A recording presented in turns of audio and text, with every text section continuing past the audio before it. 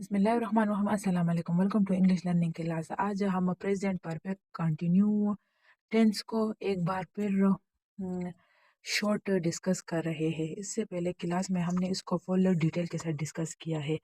Present perfect continue tense उन्हीं tense को कहा जाता है जो मौजूदा वक्त में जो काम हो रहा होता है, जारी होता है और साथ में वक्त भी बताया जाए तो उसको प्रेजेंट परफेक्ट कंटिन्यू टेंस कहा जाता है। इसका जो सिंपल स्ट्रक्चर बनता है वो है कि सब्जेक्ट, इसके बाद हैव बीन या हैज बीन, फिर फर्स्ट फॉर्म ऑफ वर्ब के साथ आईएनजी प्लस ऑब्जेक्ट, इसके बाद डिस्टेंस या फॉर्म में से एक और लास्ट में टाइम। अब इसी पर सेंटेंसेस बनाते हैं। इस स्ट्रक्चर पर सेंटेंसेस है उमेर फिर से स्कूल जा रहा है। तो यहाँ पर हमारे पास सब्जेक्ट जो है वो उमेर है और उमेर के साथ चूंकि सिंगल है, नेम है उमेर, तो इसके साथ हैज बीन लगता है। इसके बाद वर्ब गो, जाना होता है तो वर्ब गो, इसके साथ आईएनजी गो। ऑब्जेक्ट क्या है, टू स्कूल। तो यहाँ पर फॉर या सिंस में सिंस यूज होते हैं क्योंकि स्टार्टिंग पॉइंट पीर दिया गया है, since Monday. Umer has been go to school since Monday. अब इसको नेगेटिव करते हैं तो नेगेटिव में वही स्ट्रक्चर होता है, सिर्फ हैव या हैज के बाद और बीन से पहले नॉट लगता है, इसके दरमियान सिर्फ नॉट लगता है और बाकी वही स्ट्रक्चर।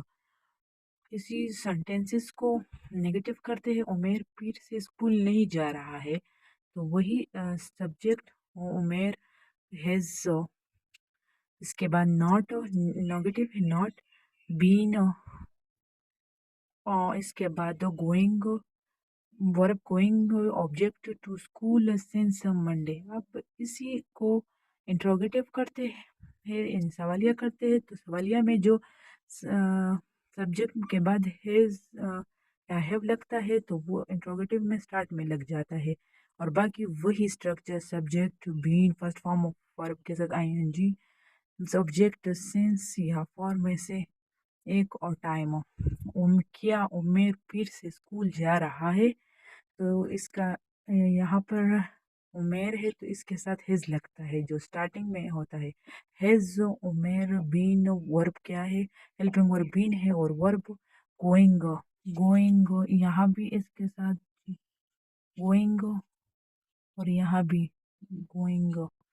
गोइंग ऑब्जेक्ट क्या है, टू स्कूल सिंस मंडे। तो ये तीनों है, आज हमने शॉर्ट लिया है और इससे पहले क्लास में लॉन्ग इसको डिस्कस किया है। अगर आपका कोई भी क्वेश्चन हो तो आप हमसे कमेंट सेक्शन में पूछ सकते हैं, हम इंशाल्लाह इनका जवाब ज़रूर देंगे।